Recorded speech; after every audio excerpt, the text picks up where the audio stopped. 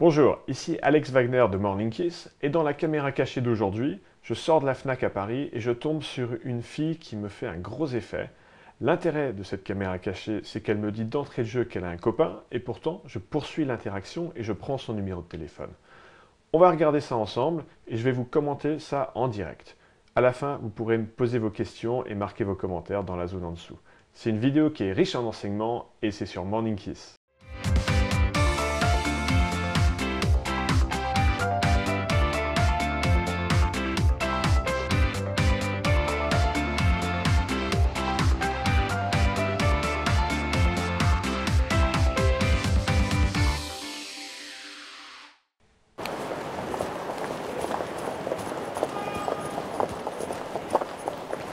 Salut.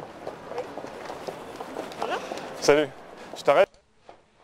Alors, là, ce qu'on a vu dans ces quelques premières secondes de l'interaction, c'est qu'il y avait quelques difficultés, des difficultés intrinsèques à l'interaction, c'est-à-dire c'est une fille très mignonne, donc a priori intimidante. On est dans un lieu public, donc elle n'est pas là pour ça, elle n'est pas là pour faire des rencontres. Elle est en train de marcher très vite, et on verra plus tard dans l'interaction qu'en fait, effectivement, elle est en retard pour un rendez-vous. Et pour ne rien gâcher, elle a un gros casque audio vissé sur les oreilles. Qu'est-ce que ça veut dire tout ça? On est avec une très belle nana, dans un lieu public, elle est en retard et elle a un casque audio sur les oreilles et pourtant je l'aborde quand même à travers ces difficultés. C'est pour cette fille-là la preuve que c'est une démonstration que j'ai confiance en moi. Et donc, même avant d'avoir même avant d'avoir ouvert la bouche, je vais partir avec un capital attirance positif. Comment je fais pour démarrer la conversation avec elle dans ces conditions? Eh bien, je la dépasse physiquement pour qu'elle me voie, comme ça c'est rassurant. Je l'arrête en lui touchant le bras. Ça, c'est expliqué dans le livre Influence de Robert Cialdini, que je vais vous citer pas mal de fois et que je vous recommande. Parce que dans ce livre, c'est expliqué qu'en touchant légèrement quelqu'un, eh ben, d'un point de vue influence et persuasion, on va marquer des points et on va plus facilement arriver à ses fins. Ensuite, je commence à parler à la fille, alors même qu'elle a encore son casque, et simplement, je lui fais le signe universel pour enlever son casque. Je lui fais avec les mains comme ça pour qu'elle enlève son casque. Alors, on va rejouer la séquence, on va revenir quelques secondes en arrière pour que vous puissiez revoir exactement comment j'ai fait pour l'arrêter et pour lui faire enlever son casque. On y va. Salut. Bonjour. Salut. Je t'arrête juste parce que je t'ai croisé à l'instant. Oui. Je venais de là-bas, je t'ai croisé et je t'ai trouvé adorable. Merci, c'est gentil. Et je voulais faire ta connaissance. Ok, je voulais faire ta connaissance. Je l'ai abordé dans ce qui s'appelle le mode direct, c'est-à-dire je lui dis, voilà, je t'arrête, je lui annonce que je l'arrête d'un ton assumé, affirmé, avec assurance, et je lui explique pourquoi je l'arrête. Je lui dis, voilà, je t'arrête parce que. Et ce parce que, il n'est pas anodin. Encore une fois, dans le livre Influence de Robert Cialdini, c'est expliqué que ce mot parce que, il est un peu magique. Pour arriver à influencer les gens, c'est toujours bien de leur donner une raison. À la limite, quelle que soit la raison qui vient après ce parce que, mais c'est bien de placer ce parce que. Et je lui dis, voilà, parce que je t'ai trouvé adorable. Ce mot adorable, il n'est pas très important en soi. Parfois je dis adorable, parfois je dis mignonne, parfois je dis j'ai eu envie de faire ta connaissance, et donc elle comprend très bien que je l'ai trouvé adorable, c'est pas grave. En tout cas, la clé là-dedans, c'est que je ne me cache pas derrière un prétexte. Je ne suis pas en train de demander mon chemin, je ne suis pas en train de lui demander l'heure, et donc là, à nouveau, c'est une deuxième démonstration de confiance en moi. Alors, on va continuer et je vais juste revenir quelques secondes en arrière pour que vous puissiez voir la phrase d'accroche, comment j'ai ouvert la conversation et on va continuer avec la suite. Voilà, on y va, go. Bonjour. Salut. Je t'arrête juste parce que je t'ai croisé à l'instant. Oui. Je venais de là-bas, je t'ai croisé et je t'ai trouvé adorable. Merci, c'est gentil. Et je voulais faire ta connaissance. Ah, mais j'ai un copain, je suis désolée. Ben, moi aussi j'ai des copains. Ouais, mais... Tiens, attends. Alors, elle m'oppose son objection qu'elle a un copain. Elle me dit « Oh, j'ai un copain, je suis désolé ». Et effectivement, dans son ton, on entend qu'on a l'impression qu'elle est vraiment désolée. C'est un ton assez sympathique, assez cool. C'est pas le ton genre « Écoute, j'ai un copain, maintenant laisse-moi tranquille, allez, va-t'en ». C'est pas du tout ça. Et donc, c'est plutôt bon signe. Et là, je vais donc sortir de ma boîte à outils une phrase que j'ai en réserve. parce que ça m'arrive souvent de tomber sur des filles qui ont des copains. Après tout, une fille mignonne a souvent un copain. Et donc là, vous pouvez dire, si une fille vous dit qu'elle a un copain, vous lui dites, bah, moi aussi j'ai des copains, c'est pas grave. Et immanquablement, ça va la faire rire. J'aurais pu aussi me la jouer Gad Elmaleh dans son sketch sur la cigarette, je ne sais pas si vous l'avez vu, où quelqu'un lui dit oh ben non, il demande une clope et quelqu'un lui dit oh non, je suis désolé, j'en ai pas. Et Gad Elmaleh rétorque eh mais vous allez être désolé pendant encore combien de temps comme ça? J'aurais pu la jouer comme ça. Enfin, peu importe. Le tout, c'est de rigoler. Ou alors, même si vous n'avez pas envie de rigoler, si vous n'êtes pas du genre farceur, c'est pas grave. Le tout, c'est de simplement poursuivre l'interaction comme si elle n'avait rien dit, c'est-à-dire en commençant à faire des observations sur elle. Qu'est-ce que ça communique de faire ça, de poursuivre comme si elle n'avait rien dit? Ça lui montre que son copain, il est en dehors de votre réalité, vous ne captez même pas ce qu'elle dit, vous avez une réalité qui est béton, et donc vous allez avoir tendance à l'aspirer, elle, dans votre réalité à vous. Ok? Le principe, c'est de rester non réactif, c'est de rester positif, c'est d'être pas impacté. Et évidemment qu'elle a un copain. Je veux dire, c'est une fille très mignonne. Bien sûr qu'elle a un copain, c'est normal. C'est une non-information qu'elle a un copain. Donc à ce stade, je continue l'interaction. Alors, on va revenir quelques secondes en arrière sur l'objection qu'elle a un copain et on va poursuivre l'interaction. Allez, go. Je vais faire ta connaissance. Ah oui, j'ai un copain, je suis désolée. Bah, moi aussi j'ai des copains. Ouais, mais... Tiens, attends, on est dans le chemin, viens décale-toi là. Alors, une phrase intéressante. Tiens, attends, on est dans le chemin. Allez, viens, décale-toi là. C'est une phrase qui peut sembler anodine, je sais. Le truc, c'est que ce décale-toi, viens là, ça lui communique que, attention, cette interaction risque de durer un certain temps. Ça vaut le coup que tu te décales. Vous voyez? Je ne la laisse pas s'échapper comme ça.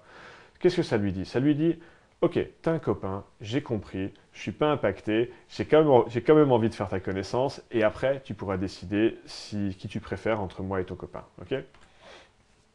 Évidemment, quand je lui dis on est dans le chemin, c'est un prétexte.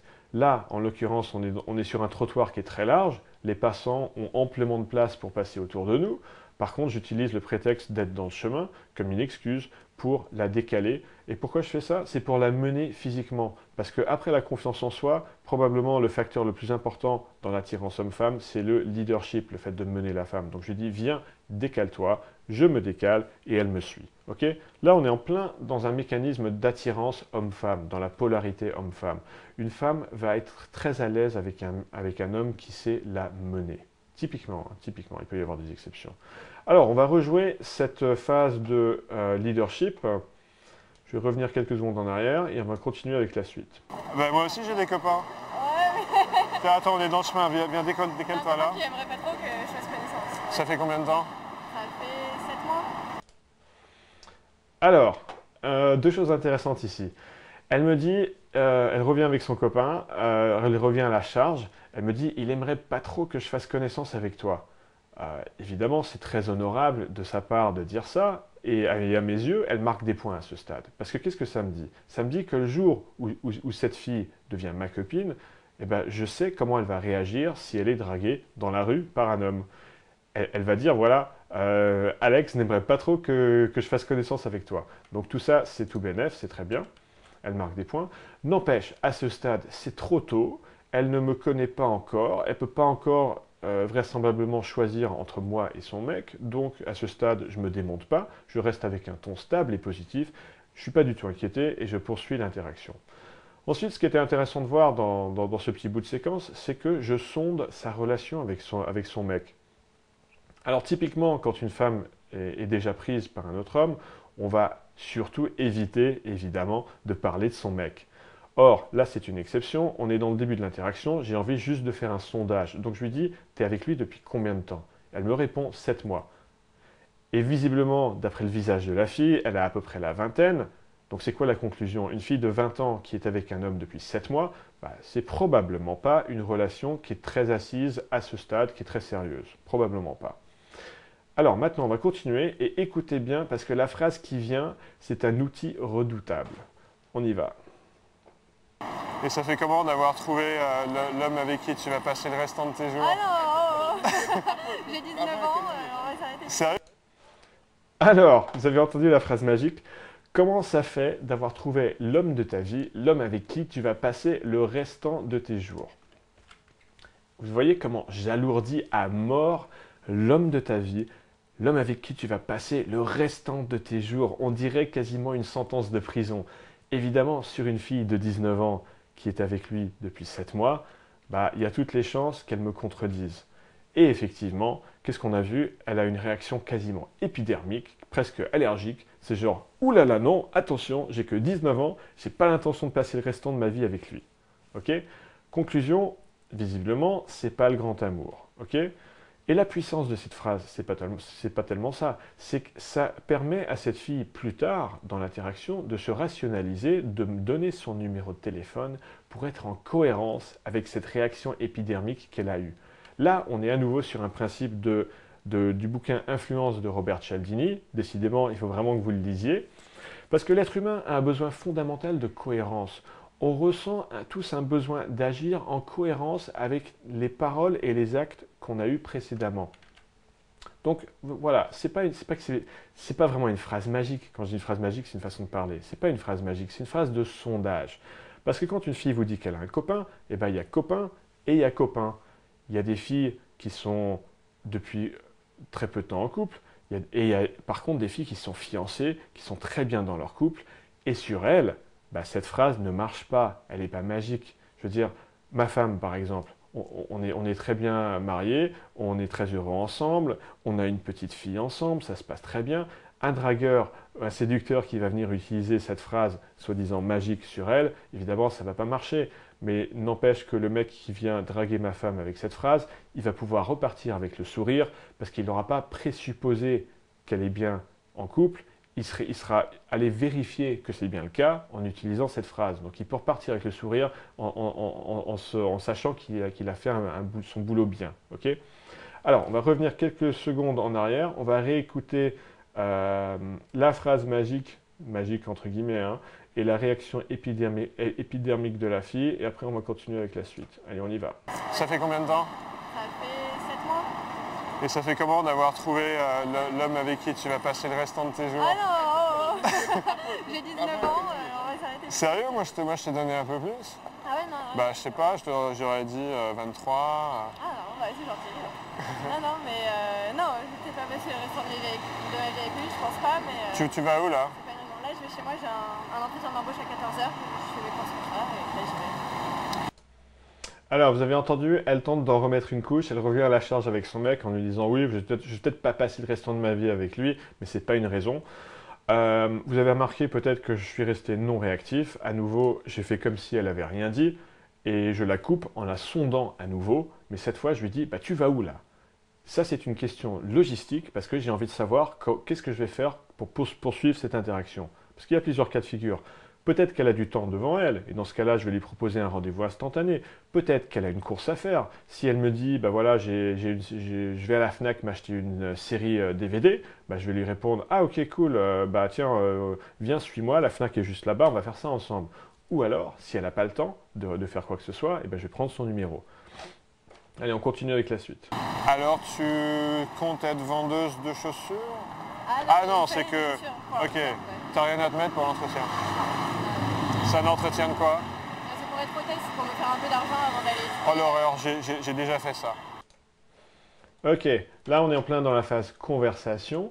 Je suis en train de faire des observations sur elle, c'est-à-dire tiens, tu as l'air de.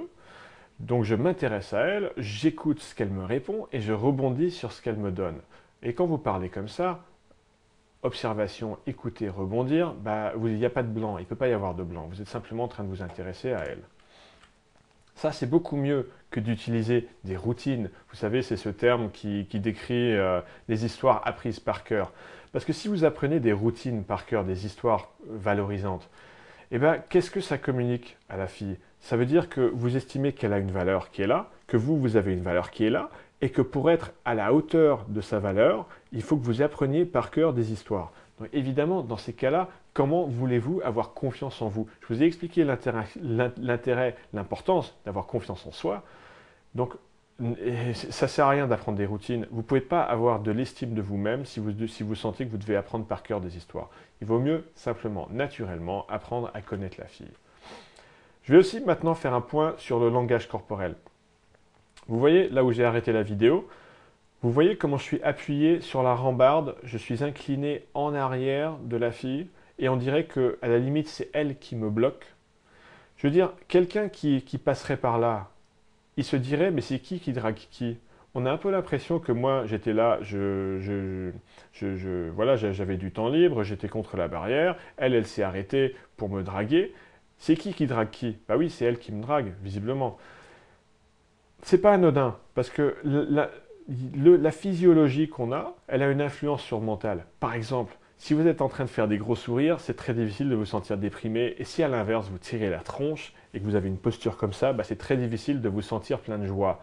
Et là, donc l'intérêt d'avoir organisé cette posture-là, de c'est elle qui me drague, c'est que psychologiquement, ça va lui donner l'impression qu'effectivement, c'est elle qui est en train de s'intéresser à moi. Et bonus, pour ne rien gâcher, là dans la rue, c'est pas tellement important, mais imaginez que je suis en train de faire ça dans un bar ou dans une boîte de nuit ou dans une soirée. Bah, les autres filles qui sont en train de regarder, elles, ce qu'elles perçoivent, c'est que voilà, moi je suis le mec cool qui est en train de se faire draguer par cette fille. Je suis visiblement donc un mec intéressant qui a de la valeur, qui gagnerait à être connu. Donc voilà l'image que ça envoie au reste de la salle. Allez, on continue. Putain, ça remonte. Moi, je suis beaucoup trop vieux pour toi, mais donc c'était il y a super longtemps. Alors, là j'ai abordé la question de l'âge. Pourquoi? J'ai 41 ans, elle a 19 ans. Vous imaginez l'écart? Elle pourrait s'imaginer qu'il y a un souci dans cet écart d'âge. Et d'ailleurs, ça pourrait aller dans un sens comme dans un autre. C'est-à-dire, elle pourrait s'imaginer que ça lui fasse un souci à elle. Elle pourrait se dire, ah mais Alex, il a 41 ans, putain, c'est un vieux schnock, j'ai rien à faire avec lui. Ou alors, à l'inverse, elle pourrait s'imaginer, oh, Alex, il a 41 ans, donc c'est un mec, c'est visiblement un mec qui a confiance en lui, il est expérimenté, il sait ce qu'il veut dans la vie, c'est clair, il se donne les moyens pour obtenir ce qu'il veut, il a probablement des moyens financiers. Pourquoi ce mec-là, ce mec super cool, s'intéresserait à moi, pauvre petite fille de 19 ans qui est inexpérimentée? Donc vous voyez, ça peut aller dans un sens comme dans un autre, mais dans tous les cas, elle va être mal à l'aise avec ça. Donc je vais forcément adresser cet éléphant dans la pièce qui est la question de l'âge. Ce que je ne vais pas faire, ce qu'il ne faut surtout pas faire, c'est vous justifier et vous qualifier à elle. Je ne vais pas lui dire ah mais tu sais c'est pas grave cette différence d'âge parce qu'un mec, qui a un certain âge, c'est un mec qui est expérimenté, il va être meilleur au lit, il va avoir plus de moyens financiers, plus confiance en lui, il sait où il va dans la vie, il sait ce qu'il veut. Non, je ne vais pas dire ça parce que ça lui communiquerait entre les lignes que j'ai pas confiance en moi parce que je suis en train de compenser en lui argumentant, en me vendant à elle. Vous voyez? Donc je vais faire le contraire. Je vais ici me disqualifier à elle. Mais je vais me disqualifier verbalement et je vais faire le contraire avec mon ton et mes gestes. C'est-à-dire, je vais lui dire, je suis beaucoup trop vieux pour toi, mais je vais lui dire en rigolant et avec assurance. Donc qu'est-ce que ça lui communique en fait? Ça ne lui communique pas ce que je dis, c'est-à-dire que je suis trop vieux pour elle, ça lui communique que je suis parfaitement à l'aise avec cette différence d'âge. Et ça veut dire qu'elle aussi, elle peut être parfaitement à l'aise avec cette différence d'âge. Ok? Alors, on va revenir quelques secondes en arrière pour voir comment j'ai adressé cette question de l'âge et on va continuer avec la suite. Putain, ça remonte. Moi, je suis beaucoup trop vieux pour toi, mais donc c'était il y a super longtemps. Pénélope, tu connais? Oui, bah, j'ai un entretien avec Pénélope demain et aujourd'hui c'est avec une autre agence. Et après, une agence rue Saint-Dominique dans le 7e. Florence Doré. Ah oui. Tu connais? Ouais. C'était dur. Ah ouais, c'est dur. Ouais, j'avais des missions où j'étais payé pour être genre une potiche dans une soirée pour dire oui, bonsoir monsieur, bonsoir madame, c'est par là. Au moins on est payé. Et j'avais une autre mission. Alors, là, un petit point de conversation. Je suis sur le sujet des agences d'accueil. Est-ce que le but, c'est de révéler des points communs avec cette fille? Non, c'est pas ça le but. Ça, c'est ce que font la plupart des hommes parce qu'ils estiment que si une fille voit que vous avez des intérêts communs, des points communs, donc elle va coucher avec vous. Non, absolument pas. C'est pas pour ça qu'une fille va coucher avec vous. Et d'ailleurs, je fais exactement l'inverse ici. Je ne suis pas en train de chercher un point commun parce que même si c'est un sujet commun qu'on connaît tous les deux, je suis en train de souligner que voilà, ça c'était ma vie il y a 20 ans, alors que c'est sa vie aujourd'hui. Donc c'est tout sauf un point commun. C'est plutôt un point de différence. J'aime bien souligner les points de différence parce que ça donne des conversations plus intéressantes. Ça lui montre aussi que je ne suis pas en train d'essayer de révéler des points communs, c'est-à-dire que je sais qui je suis, je sais ce que je vaux et je n'ai pas besoin d'avoir des points communs avec elle pour l'intéresser. ok? Je suis juste en train de saisir les perches qu'elle me donne, je suis en train d'écouter ce qu'elle me dit, je suis en train de rebondir spontanément dessus. À la limite, si c'était un mec là que je venais de rencontrer, j'aurais cette même discussion sur ce même sujet. Simplement, voilà, la façon dont on est en train de parler, on n'a pas l'impression qu'on est deux personnes qui se connaissent depuis 1 minute 30. On a l'impression qu'on se connaît depuis longtemps, on est en train de discuter, de papoter sur un sujet, comme des gens qui se connaissent bien, et le fait de faire ça, eh ben, ça nous rapproche. On continue avec la vidéo. C'était super cool, j'étais voiturier au mariage d'un des fils Pinault, c'est la famille Pinault, dans un château dans 78. Et donc j'étais voiturier, donc je garais les caisses sympas, et à la fin de la soirée, il y avait un mec qui était trop bourré pour rentrer chez lui avec sa Porsche 911. Ah Et donc je me précipite, j'entends son talkie-walkie, et je leur dis, je leur invente un beau bar, comme quoi mon père en a une, j'ai l'habitude de la conduire. Et donc je l'ai ramené dans sa Porsche, c'était cool. Alors c'est quoi cette histoire de Porsche 911? Est-ce que je suis en train de me la raconter de frimer? En fait, c'est exactement l'inverse. Parce que, en l'occurrence, c'était parfaitement vrai que mon père avait ce modèle de Porsche 911, c'était parfaitement vrai que je la conduisais régulièrement, mais là, je lui dis à elle que je suis allé raconter le bobard que mon père avait ce modèle et que je la conduisais. Si j'étais en train de parler à un mec, je lui aurais pas dit que c'est un bobard, je lui aurais dit que c'était vrai. Mais là, je suis en train de parler à une fille, je veux surtout pas qu'elle pense que je suis en train de frimer et de l'impressionner, donc je lui dis que c'est un bobard, ok? Ne jouez jamais, jamais, jamais sur la frime. N'essayez pas de mettre en avant des biens matériels ou des talents que vous avez, des choses comme ça. Ne vous la racontez pas parce que ça dit à la fille exactement l'inverse que ce que vous pensez. Ça lui communique que vous n'avez pas confiance en vous, que vous estimez qu'elle a plus de valeur que vous et que donc vous avez besoin de vous la raconter pour être à hauteur. Et donc, elle va être tout sauf attirée par ça. Pas de frime. On continue. Dans sa Porsche, c'était cool. C'est cool. Je suis désolée, par contre, je suis super en retard en plus parce que c'est à 14h et j'ai Ah ouais, ok. Bah, écoute, j'aimerais bien te revoir. Je sais, non mais je sais que t'es un mec, mais je vais prendre ton numéro. Au pire. Non, je suis désolée. Ok, tu sais quoi? Je sais même pas eu ton nom. Je suis Alex. Salut. Ouais, ce que je vais faire, c'est que je vais te proposer des soirées. J'en organise souvent sur Paris. T'as qu'à venir avec ton mec. Moi, je te trouve cool. Ok, ça marche. Voilà. Ok, ça marche. Cool. Ok, visiblement, elle est vraiment pressée, elle est en retard pour un rendez-vous, donc là, je vais prendre son numéro. Or, c'est pas facile. J'ai beau lui annoncer, je vais prendre ton numéro. Alors, notez que je ne lui demande pas sa permission, je ne lui dis pas, est-ce que tu veux bien me donner ton numéro? Je lui dis, je vais prendre ton numéro, mais malgré cette assurance, eh ben, elle refuse quand même de me le donner sous prétexte qu'elle a un copain. Alors, ce refus, il peut vouloir dire une de deux choses. Soit elle n'est pas intéressée, ou alors, elle est intéressée, mais elle culpabilise parce qu'elle a un mec. On ne sait pas encore à ce stade. Mais en tout cas, ce que je vais faire, c'est que je vais lui donner un prétexte pour se déculpabiliser de me donner son numéro de téléphone. Et là, je lui propose le prétexte des soirées. Je lui dis, voilà, j'organise régulièrement des soirées, j'ai des potes qui sont organisateurs de soirées, tout ça, c'est parfaitement vrai. Et donc, je lui propose ce plan soirée pour qu'elle puisse se dire dans sa tête, voilà, je suis en train de donner à Alex mon numéro de téléphone, c'est pas parce qu'il m'intéresse, c'est pas pour le revoir, c'est pour aller à des soirées. Donc elle peut se déculpabiliser. C'est exactement comme ça que j'ai eu à gérer ma rencontre avec ma femme Carole, que j'ai rencontrée dans le métro. J'ai pris son numéro alors qu'elle m'avait dit qu'elle avait un copain. Et j'ai mis 2 mois à la revoir parce qu'à chaque fois, je lui proposais des plans, je lui proposais de sortir. Et à chaque fois, elle me disait non. Et elle m'a raconté plus tard, quand on était ensemble, que c'était parce que elle était intéressée par moi, mais elle culpabilisait vis-à-vis de son copain. Et donc, ce que j'avais trouvé au bout de 2 mois de tentatives et de réflexion, j'avais trouvé la solution que, voilà, pour la déculpabiliser, il fallait que je lui propose un plan qui soit tellement intéressant qu'elle puisse se justifier qu'elle n'y va pas pour me voir moi, mais pour voir le plan. Alors, pour la petite histoire, ce plan, c'était parce que mon frère travaillait dans la mode à l'époque. Il m'avait eu des entrées pour un défilé Paul Smith dans un ancien couvent reconverti à Saint-Germain-des-Prés. Pour ceux qui ne connaissent pas Paris, c'est le quartier le plus huppé de Paris. Évidemment, pour proposer à une fille un défilé Paul Smith dans un couvent à Saint-Germain-des-Prés, elle est obligée de dire oui. Et effectivement, Carole a dit oui. Et voilà, le reste, c'est de l'histoire. Mais bref, tout ça pour dire que le fait de prendre le numéro de cette fille dans cette interaction, ça me donne 2 possibilités par la suite. Soit je peux simplement l'appeler en journée, quand elle est vraisemblablement pas avec son mec, l'appeler à la cool pour papoter avec elle, lui raconter les anecdotes, les dernières anecdotes qui sont en train de m'arriver, pour m'intéresser à elle, pour l'exposer à ma personnalité, pour qu'elle puisse me découvrir, pour que plus tard, elle puisse choisir véritablement entre moi ou son mec. Je pourrais aussi lui proposer des rendez-vous, mais des rendez-vous non romantiques.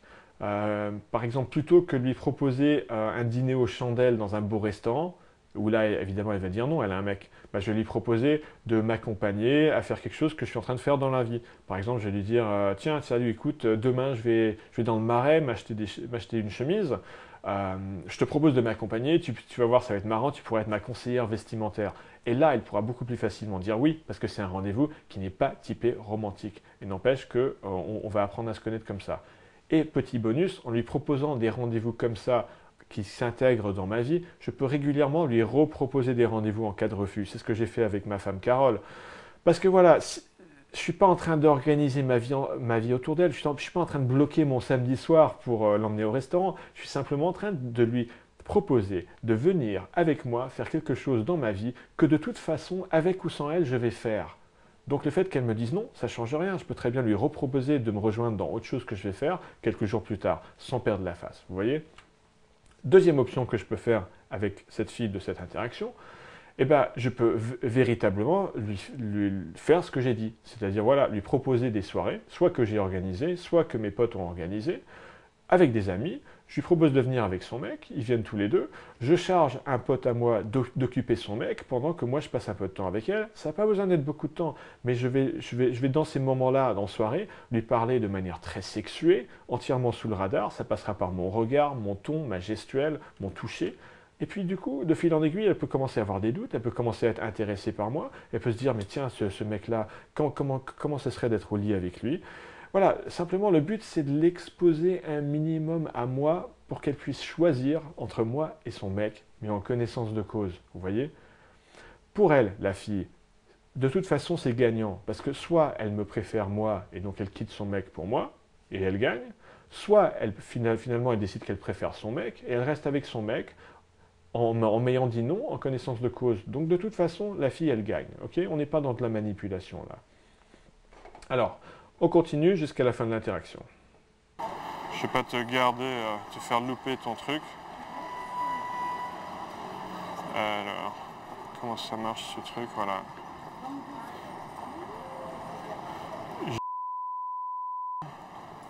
Pas de problème pour l'orthographie au moins. Vas-y, 06. Ouais. Ouais. Cool. Je te fais la bise. Bon courage. Avec l'entretien. Bye.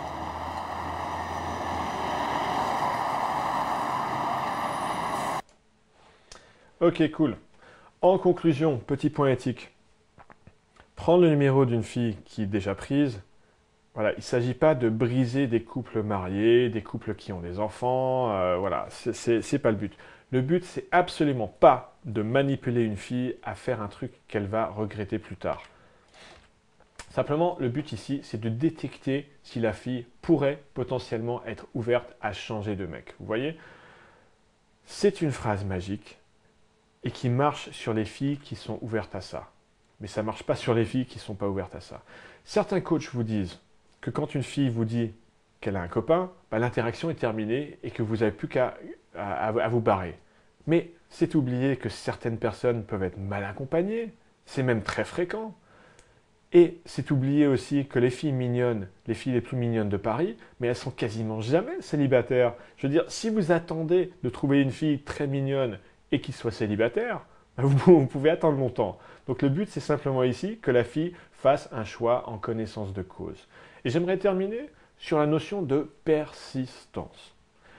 Et en particulier, la différence entre être persistant et être insistant. Voilà, un homme qui est persistant, c'est un homme qui pour une femme est un homme attirant. Alors qu'un homme qui est insistant, pour une femme, c'est un homme qui est lourd, qui est relou. La différence, c'est selon les cas, de copains. Je vous ai dit qu'il y a copain et il y a copain. Quand une fille vous dit qu'elle a un copain, il y a des cas où la fille peut être prête à changer et il y a d'autres cas où la fille va directement vous dire qu'elle est en couple. Il faut faire la différence, va vous dire qu'elle est très bien dans son couple. Il faut faire la différence entre les deux. Je veux dire, regardez avec ma femme Carole, que j'ai rencontrée dans le métro, je l'ai démaquée à son copain de l'époque, et pourtant, aujourd'hui, je suis pote avec ce mec, parce que quand il nous a vus plus tard, quand il nous a rencontrés dans une soirée, il a vu que Carole, effectivement, était mieux avec moi qu'avec lui. Et d'ailleurs, pour la petite histoire, il est photographe amateur très accompli, et c'était lui le photographe à notre mariage. Donc voilà, c'est une histoire qui... On s'inscrit vraiment dans un schéma gagnant-gagnant ici. Et c'est ça l'utilité d'être persistant. Maintenant, le mot de la fin, j'aimerais le laisser à vous, dans la zone commentaire qui est juste en dessous. Et vous, qu'est-ce que vous en pensez? Qu'est-ce que vous pensez de prendre le numéro d'une fille qui a déjà un copain? Quelles sont vos remarques par rapport à cette interaction-là? Quelles sont vos questions? Voilà, je réponds à toute question intelligente, à toute remarque constructive. Et donc, partagez vos amis, pas vos amis, enfin vous pouvez partager vos amis, mais je veux dire, partagez vos avis en dessous. Et moi, j'y répondrai. Et du coup, je vous dis à très vite sur une autre interaction caméra cachée. Au revoir. Vous avez aimé? Vous voulez faire pareil? Aborder, draguer et sortir avec les filles qui vous plaisent? Le raccourci pour y arriver rapidement, c'est de regarder puis copier quelqu'un qui sait déjà le faire et qui vous montre exactement comment faire. Recevez toute la série Drag Replay de mes caméras cachées commentées en cliquant sur le bouton. C'est 100% gratuit, donc n'hésitez pas.